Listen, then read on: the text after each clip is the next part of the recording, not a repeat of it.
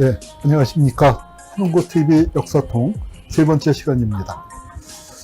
제가 어렸을 때는요, 그때 이제 방송을 하면은 녹화보다 생방송을 많이 하는데 해프닝들이 많았어요. 출연자가 가끔씩 늦게 옵니다. 늦게 오면은 뭐라고 얘기를 하냐면은, 지금 막 동남아에서 공연을 끝내고 돌아온 뭐 김시스터즈를 소개합니다 했는데, 아이고, 오늘 제가 그 꼴입니다. 이게 뭐, 익산에서 오셨어요? 예, 익산에서 지금 이제 허겁지겁 와서 숨도 못 돌리고 앉았는데 5분, 한 7, 8분 또 늦었네요. 예, 이게 다음 주에는 제주에서 비행기를 타고 와야 해서 더 늦을까봐 이게 걱정입니다. 이게 이 방송 날을 시작하기 전에 잡아놓은 일정들이 있어서 그거 소화하느라고 좀 어쩔 수가 없습니다.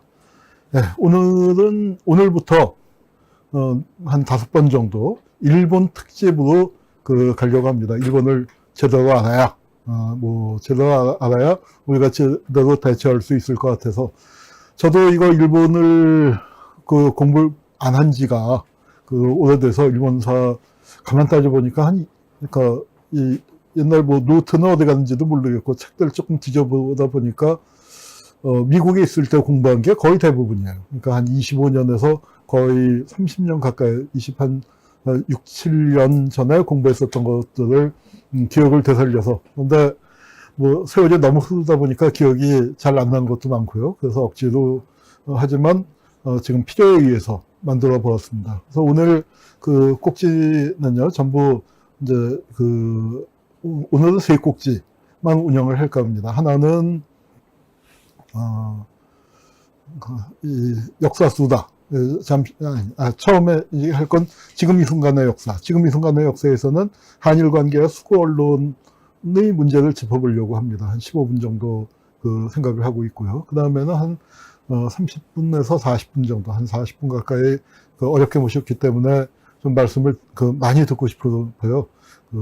일본 문제 최고 전문가이신 한신대 하정문 교수 모셨습니다. 그래서 일본 우익의 뿌리를 찾는다는 것. 이제 제가 커버가 안 되는 부분들이 있어서 또 특별히 모셨고요. 그 다음에는 제가 이제 1시간 정도 강연을 하는데 일본 우익의 어떤 기보, 우리가 꼭 알아야 할 일본 우익들 한 20여 명을 정리를 했습니다. 정리를 하다가 꼭 들어가야 하는데 제가 일본 전공이 아니고 공부가 짧고 잊어버리고 그래서 이게 중요하긴 한데 하면서 정리 못하는 사람도 좀 있을 거고요. 처음에는 사람 20명에다가 키워드 10개를 갖고 하려고 했는데 시간이 도저히 안 될 것 같아서 키워드를 사람 속에다가 녹여서 사람만 한 21~22명 정도 소개하는 걸로 할까 합니다. 그 다음에 마지막으로는 영상편지는 불매운동을 하는 젊은 청년들에게 보내는 편지로 구성을 할까 합니다. 자, 그러면은 지금 이 순간의 역사 시작을 해보죠. 우리 한일 관계, 이걸 보면서 드는 생각이 일진회가 떠올라요. 그리고 일본 우익이 떠오릅니다. 지금 요새 조선일보와 중앙일보, 오죽했으면은 조선일보 특별한 거 하나를 뽑기가 힘들 만큼 여러 건이 나왔는데, 그래도 조선일보 하면은 김대중, 지금은 고문이죠. 전주필, 이제 이런 글을 썼고요. 그 다음에 또 중앙일보가 이번에 또 맹활약을 했습니다. 특히 인구에 많이 회자됐던 게 대법관들이 잘못 기운 첫 단추라는 이 전형기 칼럼. 또 이거 읽고 이제 사람들이, 의학한 사람들도 또 많았습니다. 그걸 청와대에서 비판을 했더니 언론이 정부 비판하면 매국이냐? 하고 이제 또, 다음날 사설로 받아치기도 했는데요. 우리, 고민정 대변인이죠. 우리 신영복 선생님이 굉장히 사랑했던 제자, 또 신영복 선생님을 아주 잘 따라서 좀 개인적인 친분은 없습니다만 우리 학교 또 선생님 관련된 행사할 때면 늘 와주셨던 분인데, 그러니까 이 발표할 때 표정을 보면 정말 단단히 화가 난 표정으로 아마 굉장히 그냥 화가 난 게 아니죠. 이거는. 아마 많은 분들이 공감을 하셨을 텐데 모욕감을 느끼는 표정이었죠. 그러니까 진짜 이런 논평까지 내야 하나. 아니, 저도 한국사 하던 사람이 갑자기 일본사 들쳐갖고 공부하면서 이런 강의를 꼭 해야 하나 하는 마음이 들 정도로 이제 그건 참담한 심정이고, 그리고 진짜로 그냥 파편적으로 알고 있었지만 한 명 한 명을 추적하면서 한국과의 관계를 재정리해 보니까 아이고 진짜 살이 떨리는 그런 느낌. 아마 이따가 같이 나눠보시죠. 그래서 뭐 이게 이제 지금 이런 신문 기사들을 뽑아낸 걸 보니까 보고 이건 일본 우익들은 좌라하면서 한국의 유력지인 조선일보, 뭐 중앙일보가 이렇게 보도했다 하고 이제 쓰고 있는 겁니다. 그랬더니 우리 유시민 선수가 단단히 화가 났어요. 뭐 그 방송에 나와서 이런 판국에 아베 편을 든다고 동경으로 가. 우리 유시민 이사장이 처음 정치에 입문해서는 이제 굉장히 센 얘기들을 많이 하다가 이제 그 후에 정치에서 한 발을 빼고 난 다음에는 뭐 알쓸신잡이나 뭐 그런 프로에 나와서 굉장히 부드러운 모습들 보여주면서 이렇게 센 얘기 안 하는데 단단히 화가 났죠. 그리고 아베 정권이 노리는 게 문재인 정권의 붕괴를 노리고 있다 하고 아주 살수를 쓰고 있다라고 이제 또 세게 얘기했고요. 또 조국 수석도 뭐 이럴 수가 있는가 하고 페이스북에서 그 얘기를 했었습니다. 근데 이런 기사를 보면서 우리 나라 망할 때 일진회가 떠올랐습니다. 우리 일진회, 뭐, 이 사진들 보신 분들 계실 겁니다. 남대문 앞에, 이렇게 아치를 이제 크게 세워놓고, 거기다가 이라는 봉영, 일본에서 오는 걸 이제 봉영한다. 이 옆에 사진에 있는 사람이, 일진회 양거두라고 할 수 있죠. 이완용은 일진회 소속은 아니에요. 이완용은 아닌데, 여기 앞에 송병준, 그리고 그 뒤가 이용구였습니다. 이용구가 회장이었죠. 일진회가 운영하던 언론이 대한신문입니다. 이 대한신문의 첫 출발은 만세보에서 출발을 했는데요. 만세보 하면 아마 여러분들 교과서에서도 많이 들어보셨을 거예요. 만세보는 항일 언론이라고 대개 나오죠. 그래서 항일적인 논조를 견제했었는데, 청도교에서 후원을 했었습니다. 근데 한 1년쯤 나오다가 이게 경영난에 빠져갖고, 이 신문사가 문을 닫게 됐는데, 만세보의 주필로 있던 이인직이 신문사를 인수해서 자기가 대한신문 사장이 됐는데, 만세보 시절에는, 그러니까 하여튼, 신문을 내면서부터는 완전히 일진회 기관지 또는 이완용 내각의 기관지적인 성격. 특히 이완용 내각의 기관지적 성격이 컸습니다. 이인직하면 여러분 뭐가 생각나십니까? 혈애루. 우리나라 신소설의 아버지라고 불리죠. 그래서 신문사의 아버지 중에 한 명으로 꼽히고 있습니다. 신소설의 아버지. 근데 아버지 얘기가 나왔으니까 참 제가 토론회에 나갔다가 길동이 형이 생각이 났었던 적이 있어요. 아버지를 아버지라 부르지 못한 길동이 형과는 반대로 엉뚱한 사람을 아버지라고 부르는 거예요. 무슨 얘기냐면은 뉴라이터들이 이제 한참 뜨기 시작할 때 이 진보 진영이나 민주 진영에 속한 역사가들을 폐륜아라고 부른 적이 있습니다. 왜 폐륜이냐? 아버지를 죽였다는 거예요. 아버지를 죽이고 있다. 그래서 그게 무슨 얘기인가 하고 봤더니 신문사의 아버지들을 친일파라고 부르고, 그리고 건국의 아버지를 분단의 원흉이라고 부르고, 근대화의 아버지 박정희를 독재자라고 부른다. 이거 아버지를 죽이는 거 아니냐. 그래서 아버지를 죽이는 폐륜을 저지르고 있다. 그래서 들으면서 참 어처구니가 없었죠. 홍길동과는 정반대로 아버지가 아닌 사람을 아버지라고 부르다니. 그래서 제가 마이크 잡고 난 다음에 바로 이렇게 받았습니다.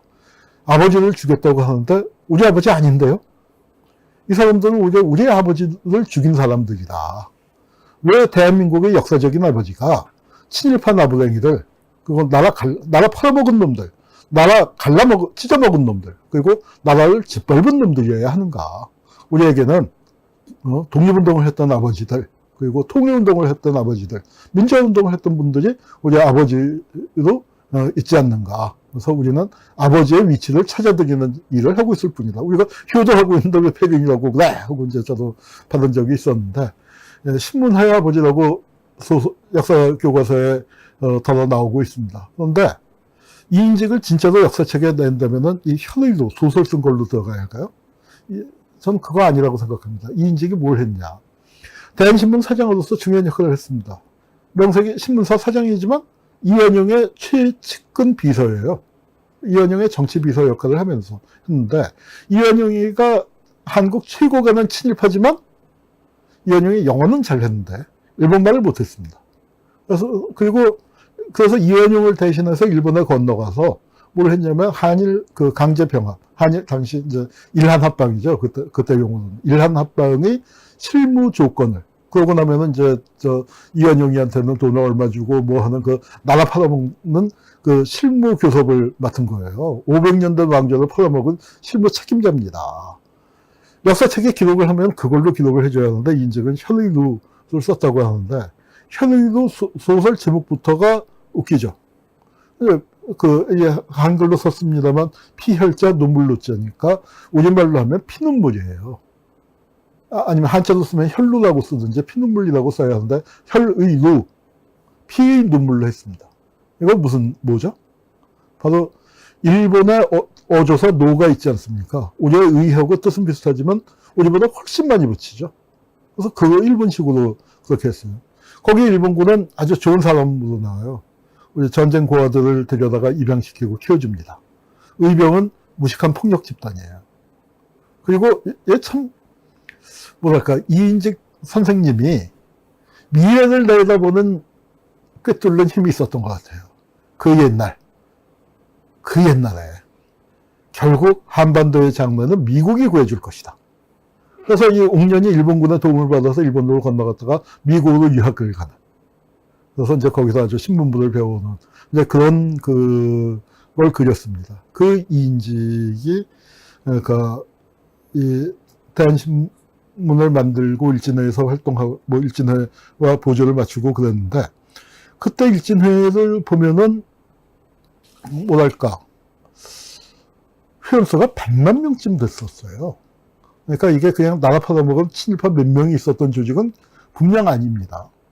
그럼 이 일진회 사람들, 그러니까 어떤 논리를 갖고 있었을까요?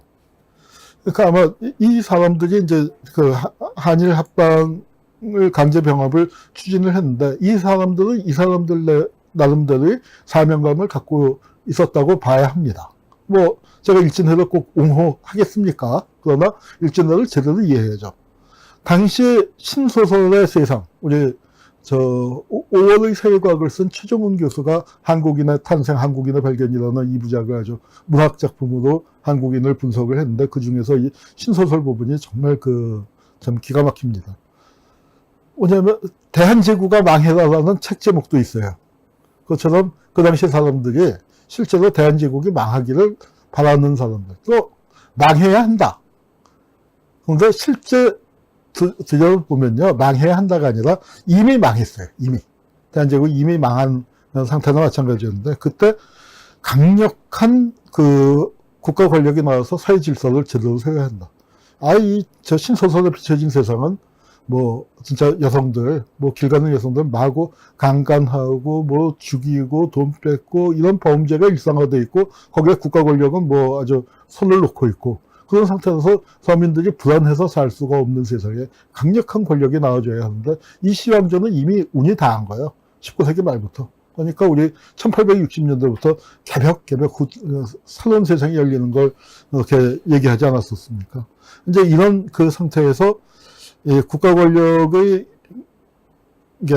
차라리 이웃나라 일본을 초대해서 나라를 제대로 세워보자 하는 식의 입장을 가진 사람들의 옳고 그르고를 떠나서 나름 절실한 움직임이 있었어요. 그래서 이제 그때 뭐 이따가 다시 살펴보겠습니다만, 우찌다 요헤이라고 일본에서 아주 흉악한 이 대륙 낭인이죠.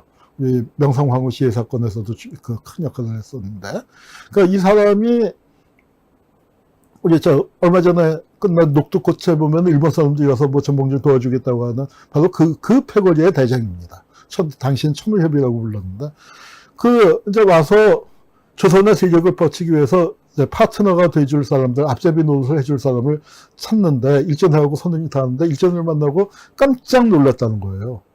조선에서 일본을 도와줄 세력을 찾았는데, 이건 그러니까 우리의 영향력을 행사하고 뭐 이렇게 저렇게 좀 해주셔야 하는데, 일진의 사람들이 나라를 통째로 갖다 바치겠다고 하니까 이게 꿈인가 생신가 이럴 정도였어요. 그리고 이런 일진회를 의병들이 공격을 많이 했습니다. 실제로 의병들은 일본군과 싸웠다기보다는 일진회를 토벌을 하는 거, 그러니까 토착일구 토벌을 제대로 한 거죠. 이게 일진회인데요. 요 가운데 있는 게 일진회 회장 이용구고, 이용구의 마누라와 첩입니다. 그 이용구의 여러분이 보시기에 오른쪽에 앉아있는, 오른쪽으로 4명이 일본 사람들이에요. 어찌다 요해이고, 그 다른 사람들, 인데, 일진회 기술 지도하러 온 겁니다. 일본 야쿠자들이 한국 야쿠자들에게, 이게, 삥은 이렇게 뜯는 거야. 칼은 이렇게 쓰는 거야. 기술 지도하러 온 셈이죠. 그래서 이게 복장들 보세요. 우리 의병이에요. 왼쪽에 우리 의병. 예, 얼마 전에 의병 중에서 제일 유명한 사진이죠. 미스터 선샤인에 나와서 사람들 뭉클하게 했었는데, 이거는 그래도 군대 해산 이후에 좀 장비가 좋아진 다음이고요. 그 밑에 이제 보통 의병들인데, 여기 오른쪽이 일진회입니다. 뭐 장비가 비교가 안 되죠. 그 일진회가 이제 이렇게, 선언문도 쓰고, 그 다음에 또, 순종 황제인데 물러나시오를 일본말로 써서 이제 올리고, 그런 상황이었습니다. 그런데 이 일진회를 하던 사람들은 그거 어디서 왔느냐? 안타깝게도 그 일진회를 하던 사람들의 절대 다수가 동학농민군 출신이에요. 천도교도예요. 실패하고 난 다음에. 녹도 거쳐서 실패하고 난 다음에. 그리고 또, 상당수가 또 독립협회 했던 사람들입니다. 일진회 부회장 했었던 그 사람들, 대개 일진회, 독립협회에서 보면은 간부로 이름이 나오던 사람들이에요. 한 10년 세월이 지난 다음에 이 사람들이 이렇게 바뀌었습니다. 그런데 그런데 또 보면은요, 일진회 하다가 이렇게 바뀐 사람들도 있어요. 일진회의 3인자에 해당하는 전협이란 분인데, 일진회에서 해서 군수도 지내고 하여튼 배설도 살고, 돈도 많이 모으고, 이제 이랬었던 양반인데, 이 양반은 진짜로 대한제국의 혼란을 어떻게든 극복하고, 새로운 방편을 찾기 위해서, 그리고 일본은 우리가 36년 지배를 당했기 때문에 지금 생각하는 일본과 19세기 말 20세기 초반에 생각하는 일본은 아시아에서 우리가 따라가야 할 모델이었습니다. 그 모델로서의 일본을 생각하면서 그렇게 갔는데 나라 강제 병합을 당하고 나니까 이거 얘기가 다른 거예요. 우리가 바랬었던 일본의 힘을 빌어서 조선을 바로 세운다가 아니라 제국 일본의 한 부분으로만 들어가서 조선의 정체성도 없어지고 하니까 이게 우리가 잘못했구나 하는 생각을 갖고 있다가 3.1운동이 땅 하고 띵하게 이제 때려준 겁니다. 그래서 3.1운동이 나고 난 다음에 일진회를 활동했던 사람들 여러분이 입장을 바꿔요. 그래서 총재로는 누굴 모셨냐면 김가진 선생. 남작 자기를 받은 대한협회 회장이죠. 대한협회. 김가진 선생을 총재로 모시고 이렇게 바꿔갖고 이제 이 변화를 추구합니다. 그래서 독립운동을 하게 돼서 징역도 살고 하고 바로 의친왕의 망명을 준비했었죠. 그래서 의친왕을 조선에서 벗어나서 압록강 철교 건너서 안동까지 갔다가 거기서 이 왕족이라는 게 말이죠. 얼굴이 자체 발광을 하나 봐요. 평민복장을 하고 갔지만 얼굴에서 빛이 나는 사람이 기차가 하나 타고 앉아있으니까 일본 형사가 검문을 해서 잡혀 들어왔습니다. 그래서 의친왕 망명이 좌절됐지만 이런 일을 한 거 보면은 일진회에도 진짜로 그 사람들이 애국의 마음에서 그리고 이게 그 문명개혁에 대한 절절한 마음에서 협력을 했는데 아니구나 하고 민족을 재발견하면서 돌아온 사람들이 있습니다. 이 사람들은 나름 신념이 있었다고 한다면 지금 조선일보, 중앙일보는 뭐 때문에 그런지 모르겠어요. 망해버리는 기득권, 알량한 그 기득권을 붙들고서 그러니까 정말 폐악질을 치는 거죠. 폐악질을. 그 언론의 유착관계 들자면은 정말 밑도 끝도 없는데 세지마 유조가 어떤 사람인지는 이따가 설명하겠습니다. 박정희가 제일 존경했던 인물.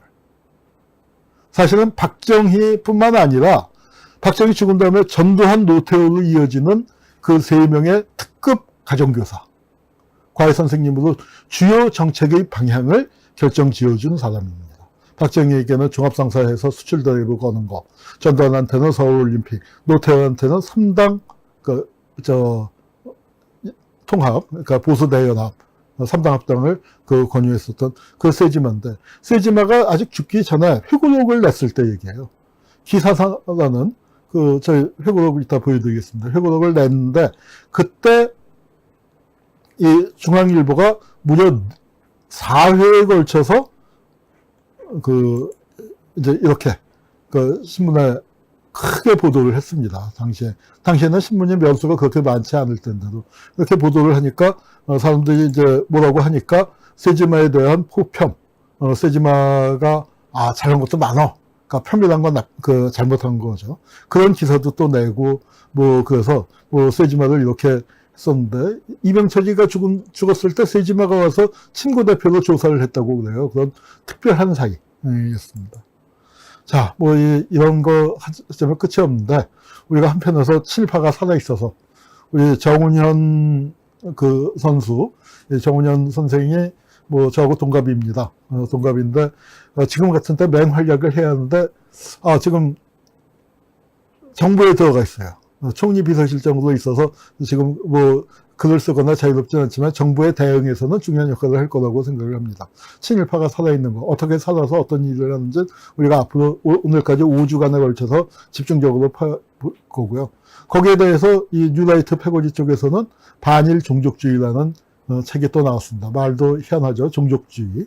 그래서 우리가 갖고 있는 정당한 반일 정서를 이렇게 폄하하는 책이 나왔습니다. 이런 싸움이 진행되고 있습니다.